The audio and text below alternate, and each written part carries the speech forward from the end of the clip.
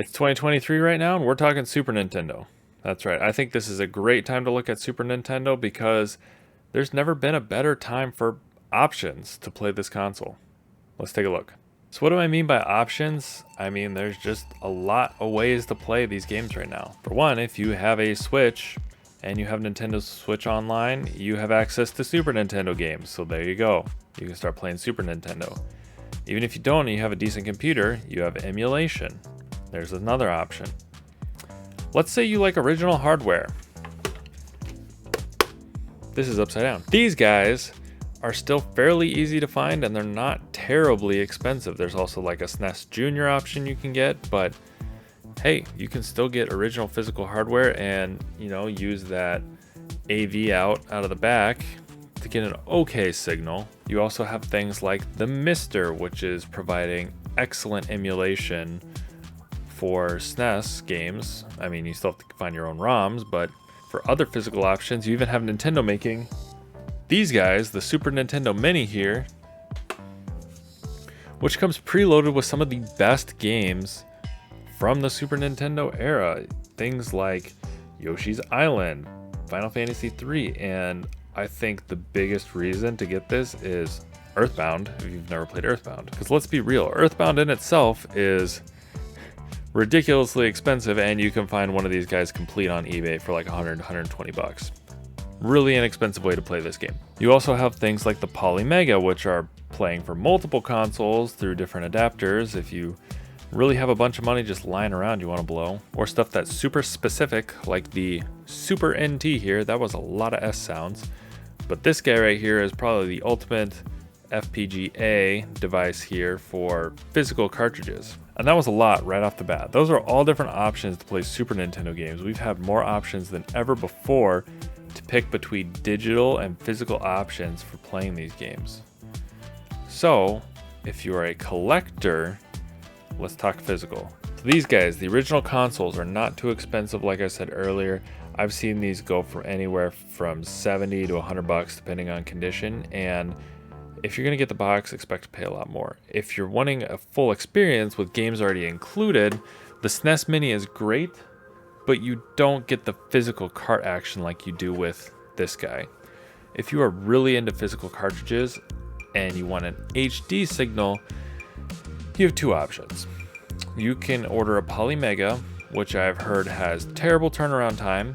They are extremely expensive, and I've even heard of some people getting broken cartridge slots right out of the gate, so that is an option. Or you can also look for a analog Super NT, which I am lucky enough to have one here, but they are out of production.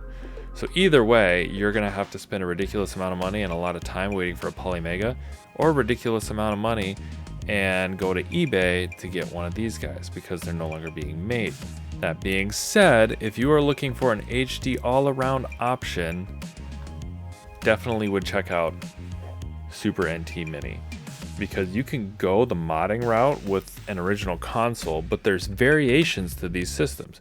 You have what they call the one chip, because they put the APU and the GPU in one chip, and it provided a better signal, but it's hard to know which console you're getting unless you're looking for very specific details. So I don't usually recommend this if you're looking for an HD signal.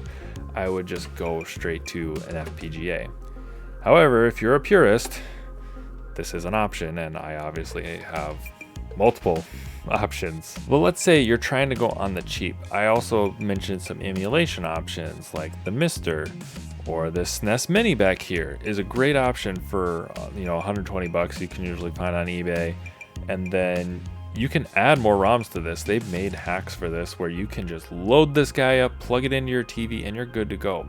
This is an okay way to play. It is not for the super purist out there who wants the best frame rate possible, wants every bell and whistle and legit cartridges, but it is a good option. Otherwise, you're looking at a Mister, which again can be very expensive, or you can look at emulation on your PC or Mac or whatever else you have, like a Raspberry Pi, and build something that way. I've even seen little handheld systems that people are selling now chocked full of SNES games already on there, and those are like $100 or less sometimes.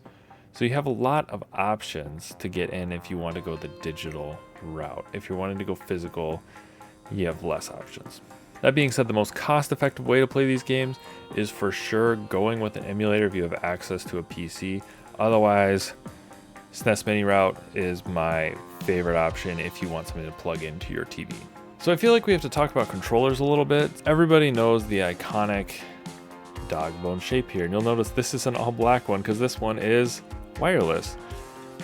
And there is great options coming from 8BitDo to work with your Super Nintendo, your analog Super NT, or with the Polymega, they all use the original adapter. So this guy right here fits into an original Super Nintendo, but it also fits in those other consoles, and get a wireless option. Either that, or you can use your standard gamepad that you always had from your old Super Nintendo. If you're emulating, you have less options because you're either going to have to look for a USB knockoff, or you're going to have to use, like with this guy right here, whatever came with the console. There is some wireless options that are third party, but I have found that the best option is just the one that comes with it. The end on these controllers is proprietary. So if you remember the Wii, it had that weird end piece. This has the same thing on here. So it's not like you can just easily find a USB controller to plug in or use this guy right here like you did with your original Super Nintendo. It has its own thing. But there's lots of interesting controllers out there. If you have original CRT, you have Super Scope, you have the Mario Paint mouse. So this guy back here actually has a mouse and mouse pad with it, so you can draw and create stuff in Mario Paint, which is kind of crazy. The only downside with this is it's an original ball mouse, and if you know what I mean, it looks like a little hard-boiled egg in the bottom. Hyperkin actually makes a digital laser version now, which I would go for if you're looking to pick up Mario Paint. I would never recommend this ball mouse anymore. I would just say buy the cartridge and get a Hyperkin controller if you're gonna go the original route. There's also things like Game Genies that you can get up if you're going physical collection, or the Super Fight Stick. There's lots of cool stuff you can get physical for Super Nintendo that's not crazy expensive right now. Probably the most expensive things are just some of those cartridges and the boxes. Honestly, this copy of Mario Paint back here is only expensive because I have everything in the box. Otherwise, the game itself is dirt cheap. And that's probably the best part about Super Nintendo right now.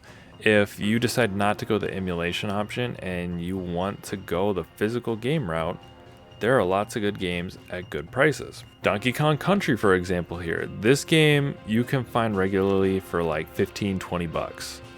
And it is probably one of the best games on the console, which is why it's also on this SNES Mini back here. It's literally one of the best games, and it's affordable. Same thing with something like, here's Mega Man X here.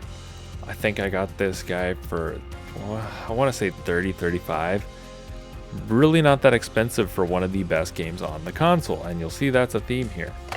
I almost forgot to mention Super Mario World, which is one of the best games for the console.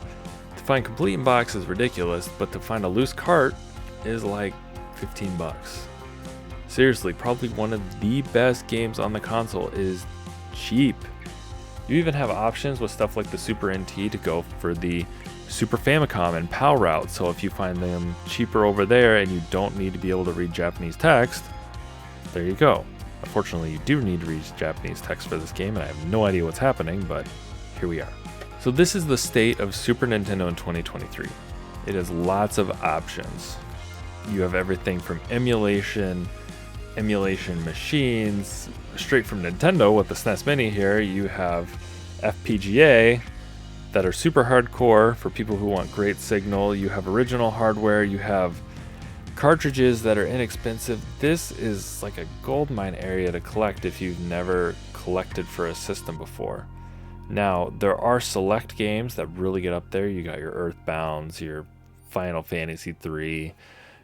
Anything complete in boxes, ridiculously expensive, but if you just want the cartridges, it's really not bad. And this is a place I would look to collect if you're looking for something new. Nintendo tends to hold its value, and I can see all of this going up in the future, up in value. So let me know what you think in the comments down below. Is the Super Nintendo a great system to collect for right now? And what do you think your favorite way is to play these games?